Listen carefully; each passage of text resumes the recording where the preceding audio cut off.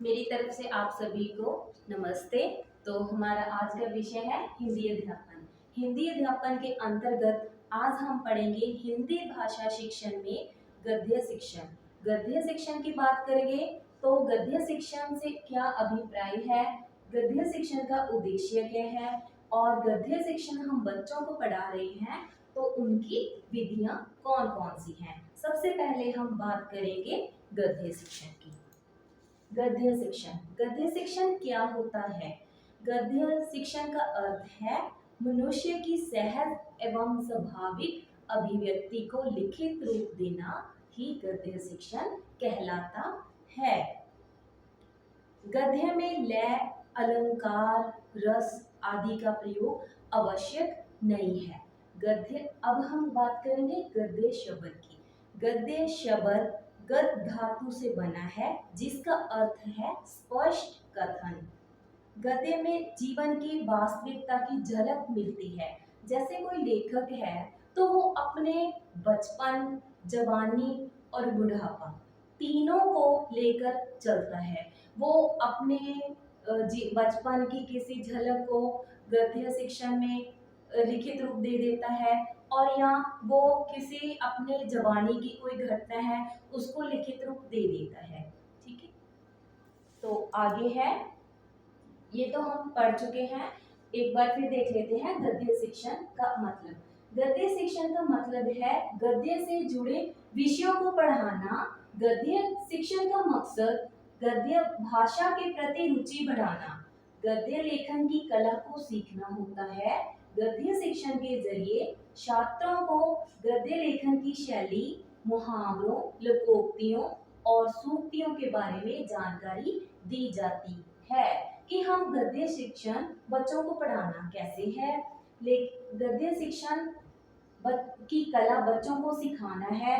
गद्य शिक्षण के जरिए हम बच्चों की, छात्रों को गद्य लेखन की शैली कि उसको लिखना कैसे है, उसको पढ़ना कैसे है। लिखते हैं तो उसमें कौन से मुहावरों को प्रयोग किया जाता है, लोकोक्तियां, सूक्तियां कौन सी होती हैं, लोकोक्तियों और सूक्तियों में क्या अंतर होता है, इसके बारे में हम बच्चों को गद्य शिक्षण के अंतर्गत जानकारी देते हैं। ठीक है, अब है हिंदी गद्य साहित्य की प्रमुख विधाएं। गद्य शिक्षण के अंतर्गत आता है कि गद्य की विधाएं कौन कौन सी हैं। पहले निबंध की, निबंध कहानी, उपन्यास, एकांकी, नाटक आदि। तो हिंदी भाषा में दो दो चीजें आती हैं, पहले गद्य और पद्य। अब हम ये भी देख लेते हैं गद्य और पद्य दोनों में क्या अंतर है। जैसे हमने बात की है कि जो गद्य होता है उसमें हम रस, अलंकार वो उनकी आवश्यकता नहीं होती, लेकिन जो पद्य है वो कविता होती है, उसमें रस अलंकार होते हैं। ठीक है, क्योंकि जो पद्य होता है वो वो एक कविता होती है, संगीतात्मक होती है। वो बच्चे वो उसको एक संगीत की तरह एक लय में गाकर सुनाते हैं, गाकर पढ़ते हैं। ठीक है, लेकिन जो गद्य है वो ऐसा नहीं होता, उसमें एक कहानी होती है जो एक गीत की तरह नहीं होती। कोई लेखक है, जैसे मुंशी प्रेमचंद जी ने बहुत सी कहानियां लिखी हैं। उन्होंने अपने जीवन में जो देखा, ठीक है, वो जो देखा उसको रास्ते में कोई उन्होंने कोई घटना देखी तो उसको वो एक कहानी का रूप दे देते हैं। जैसे उनका निर्मला उपन्यास है, निबंध है, कोई एकांकी, नाटक। तो वो जो घटनाएं होती हैं, जीवन की घटनाएं, जवानी की, बचपन की या बुढ़ापे की, उनको वो एकांकी, निबंध, कहानी के रूप में लिखते हैं जो एक गद्य के अंतर्गत आते हैं। हिंदी साहित्य की दो विधाएं, गद्य और पद्य। हमने दोनों में अंतर भी किया है कि गद्य के अंतर्गत निबंध, कहानी आता है और जो पद्य होता है उसके अंतर्गत कविता आती है। ठीक है, आगे है गद्य शिक्षण के उद्देश्य। अगर हम बच्चों को गद्य पढ़ा रहे हैं तो उसके अंतर्गत हम अपने उद्देश्य क्या रखते हैं कि हम बच्चों को कोई कहानी पढ़ा रहे हैं तो उसके बाद हम क्या उम्मीद करते हैं कि बच्चों को क्या सीखने को मिला है। ठीक, जैसे हम कोई छोटे बच्चों को हम चालाक लोमड़ी कहानी पढ़ा रहे हैं, तो हमारा उसको पढ़ाने का भी हमारा कोई ना कोई मकसद उद्देश्य होता है कि बच्चों को इस कहानी से ये सीख मिले, अवश्य मिले। हम बच्चों को पढ़ा रहे हैं तो उनको क्या सिखाएंगे। हम कोई कहानी पढ़ाते हैं तो उनका क्या उद्देश्य लेकर चलते हैं। कोई उपन्यास पढ़ाते हैं तो उनका क्या, उसका क्या उद्देश्य होता है। कोई एकांकी है, उसमें क्या एक पार्ट है, फिर दूसरा भाग है, फिर तीसरा भाग है। एक भाग से क्या सीखने को मिला, दूसरे से क्या मिला, तीसरे से क्या मिला। कोई भी कहानी होती है तो हर एक कहानी का, उपन्यास का कोई ना कोई उद्देश्य या उनसे कौन सी शिक्षा मिलती है जरूर आता है। ठीक है,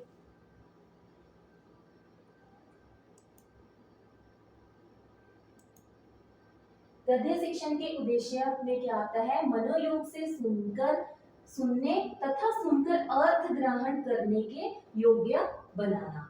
कि मनोयोग, कोई अध्यापक बच्चों को कहानी पढ़ा रहा है तो बच्चे उनको सुनते हैं, सुनकर उनके दिमाग में क्या आता है कि इस कहानी से हमें क्या शिक्षा मिलती है। ठीक है, हम बच्चों को ये सिखाना है कि वो कहानी सुन रहे हैं तो कहानी सुनकर उनके दिमाग में क्या आया, उनको क्या सीखने को मिला है। ठीक है, तो दूसरा है एकाग्र भाव से पढ़ने की कुशलता उत्पन्न करना। कि बच्चे बच्चे हम बच्चों को पढ़ा रहे हैं, वो एकाग्र भाव से पढ़ने की कुशलता, उनमें हुनर या कोई स्किल उत्पन्न करनी है। तो अगला है छात्रों को उचित गति, आरोप अवरोह के साथ पढ़ने में कुशल बनाना। कि एक कहानी उनको कैसे ऊंची आवाज में पढ़ना है, कैसे उन्होंने एक कैसे तेज और कैसे धीरे होना है। ठीक है, गति की, उनकी गति क्या होनी चाहिए। तो आगे है छात्रों को उचित गति, आरोह अवरोह के साथ पढ़ने में कुशल बनाना।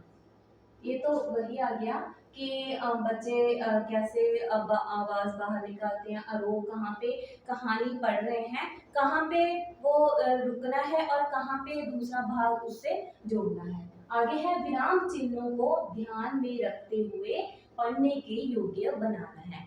जैसे सारे बच्चे हिंदी लिखते हैं, हिंदी जब लिखते हैं ना, शब्द लिखते हैं तो ऊपर एक लाइन लगती है जिसे शिरोरेखा कहा जाता है। कुछ बच्चों को ये नहीं पता होता कि शिरोरेखा क्या होती है।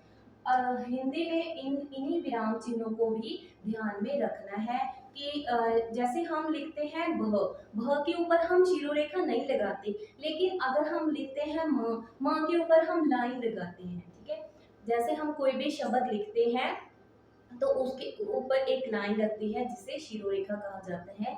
ये भी हम बच्चों को गद्य शिक्षण के अंतर्गत सिखाते हैं। आगे है शुद्ध उच्चारण का ज्ञान प्रदान करना। कि शब्द जैसे देखने को एक जैसे लगते हैं, लेकिन उनके भाव अर्थ अलग अलग होते हैं। कि बच्चों को शुद्ध उच्चारण का ज्ञान प्रदान करना है। किसका, जैसे भ है, म है, दोनों देखने में एक जैसे लगते हैं, लेकिन भ के ऊपर शिरोरेखा नहीं लगती, म के ऊपर लगती है, तो दोनों का अर्थ है वो भिन्न है। आगे है छात्रों में भावाभिव्यक्ति की क्षमता का विकास करना। कि बच्चे कोई कहानी पढ़ते हैं, उससे उनमें क्या भाव उत्पन्न हुआ है। और भावाभिव्यक्ति मीन्स कोई बच्चे छात्र हैं, वो पढ़ रहे हैं तो उनसे संबंधित उनके दिमाग में कौन से विचार उत्पन्न हुए हैं। हम बच्चों को गद्य शिक्षण पढ़ा रहे हैं तो हमारा उद्देश्य ये भी है कि बच्चे अपने भाव अभिव्यक्त करें। वो अध्यापक को बताएं कि हाँ जी मैम, हमने ये कहानी पढ़ी है और इससे संबंधित हमारे साथ भी कुछ हुआ है या हमने कुछ रास्ते में देखा है। कि वो अपने भाव अभिव्यक्त कर सके। आगे है मौखिक एवं लिखित अभिव्यक्ति का विकास करना।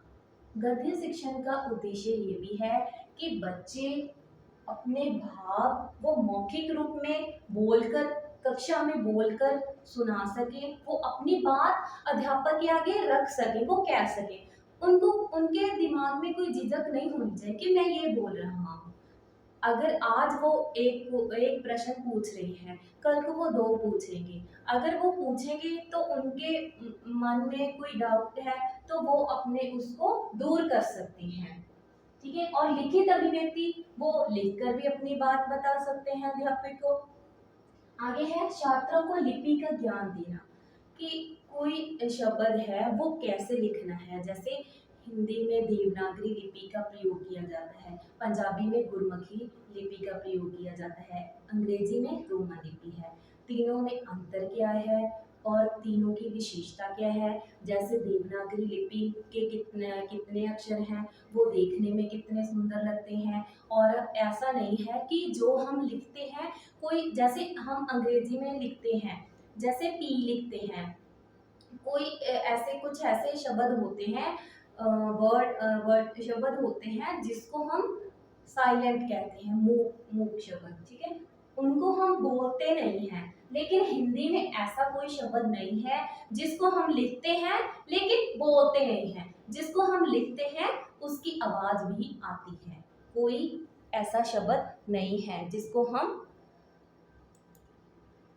आगे है छात्रों में भाषा विषयक शुद्धता के प्रति सावधानी का भाव उत्पन्न करना, कि बच्चों को भाषा का शुद्ध प्रयोग करना आना चाहिए। उनमें भाव ये उत्पन्न होना चाहिए कि हम ये गलत लिख रहे हैं और ये अभी हम लिख रहे हैं वो सही है। आगे है छात्रों के शब्द भंडार में वृद्धि करना, कि बच्चों को हम कहानी पढ़ा रहे हैं, प्रेमचंद की कौन सी, मुंशी प्रेमचंद की कौन सी कहानियां हैं, निर्मला उपन्यास किसने लिखा है, ये बच्चों को इसके बारे में भी हम बताएंगे। आगे है छात्रों में विषय विषयक शुद्धता के प्रति सावधानी का भंडार उत्पन्न करना, ये वही आ गया। आगे है छात्रों के शब्द भंडार में वृद्धि करना, ये भी वही है। इसके आगे है गद्य शिक्षण की विधियां। गद्य शिक्षण हम बच्चों को पढ़ा रहे हैं तो उसकी विधियां कौन सी हैं, कि बच्चों को हम कोई कहानी पढ़ा रहे हैं या हम कोई उपन्यास या कोई कांकी पढ़ा रहे हैं, उनको समझ में आनी चाहिए। हमारा तो उद्देश्य यही है ना कि हम जो बच्चों को पढ़ा रहे हैं उनके दिमाग में होना चाहिए, उनको उनसे कोई शिक्षा अवश्य मिलनी चाहिए। सबसे पहले अर्थकथन विधि। अर्थकथन विधि में क्या है, गद्य शिक्षण की ये एक परंपरागत विधि है, एक पुरानी विधि है। इस विधि में शिक्षक पहले गद्यांश का वाचन करता है। कोई हम कहानी पढ़ा रहे हैं, पहले वो शिक्षक या अध्यापक वो खुद वाचन करता है, खुद पढ़ता है, फिर उनसे आए कठिन शब्दों का अर्थ बतलाता है तथा बाद में सभी वाक्यों का सरल अर्थ बताते हुए गद्यांश का अर्थ स्पष्ट कर देता है। कि क्रिया ए इसमें है, ये भी बताया गया है कि जो अध्यापक है वो क्रिया होता है, कि वो ही सभी बच्चों को बताता है, छात्रों को, कि वो एक कहानी पढ़ता है, उसमें कौन से अर्थ हैं, उसको शाम पट पर लिख दिया जाता है कि बच्चों इसका अर्थ ये है और इसका अर्थ ये है। उसको सरल अर्थ बताए जाते हैं और उसका अर्थ वो स्पष्ट किया जाता है, जिसे कहते हैं अर्थकथन विधि। और आगे है दूसरा व्याख्या विधि। ये अर्थ विधि है, ये व्याख्या, पहले हमने पढ़ा अर्थकथन विधि, उससे ही मिलता जुलता है। कि अर्थकथन विधि में हम बच्चों को जो कठिन शब्द हैं उनके अर्थ बताते हैं, लेकिन व्याख्या विधि में हम जो कहानी पढ़ाते हैं तो उसको हम उसकी व्याख्या कर देते हैं। जैसे बच्चों को पहले बच्चों को आता है ना कि उन्होंने एक कहानी पढ़ी, उसकी शब्द अर्थ व्याख्या आती है, तो प्रसंग सहित व्याख्या, तो वो प्रसंग में लिखते हैं कि ये कहानी किसकी है, तो किस इसमें क्या उद्देश्य है इसका, इसमें कौन सी भाषा का प्रयोग किया गया है। और व्याख्या में जो लाइनें हैं वो उनकी पंक्तियां आती हैं, उनकी व्याख्या की जाती है कि इसमें क्या बताया गया है, इसमें सही सही बात किसके किसके रूप में की गई है। तो आदर्श इसमें भी वही है कि शब्दों का अर्थ व गद्यांश का सरल अर्थ बताते हुए शब्दों और भावों की व्याख्या की जाती है। उसमें उपसर्ग क्या है, प्रत्यय, संधि, समास। फिर समास में आता है कि दो शब्द जुड़कर बने हैं, उनका उनको अलग अलग कर देंगे तो उनका अर्थ क्या है, तो दोनों को जोड़ देंगे तो फिर उनका अर्थ क्या आता है। आगे है तीसरा, प्रश्नोत्तर विधि। प्रश्नोत्तर विधि को विश्लेषण विधि भी कहा जाता है। ये व्याख्या प्रणाली का प्रमाणित रूप है। इस विधि में प्रवचन विधि की सहायता ली जाती है। इसमें क्या होता है कि सर्वप्रथम शिक्षक कठिन शब्दों का अर्थ छात्रों से निकलवाने का प्रयास करता है कि वो पहले तो बच्चों से निकलवाने का प्रयास करते हैं, अगर बच्चे नहीं बता पाते तो वो खुद बताता है और वो पढ़ाता है। तो वो प्रश्नोत्तर विधि के अंतर्गत प्रश्न पूछता है। वह जैसे पहले उसने एक भाग पढ़ा दिया, वो उससे दूसरा भाग पढ़ाने से पहले वो प्रश्न पूछता है कि इसमें किसकी बात की गई है। जैसे बच्चे दिवाली पढ़ा रहे हैं एक अध्यापक, तो दिवाली से संबंधित पहले दशहरा होता है, दशहरे से 20 दिन बाद कौन सा त्योहार त्योहार आता है, तो वो प्रश्नोत्तर विधि के अंतर्गत आता है।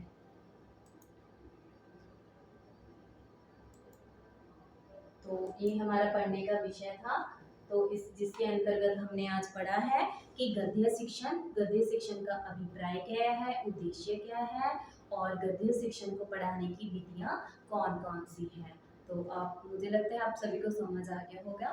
ठीक है, तो हमारी तरफ से आप सभी को धन्यवाद।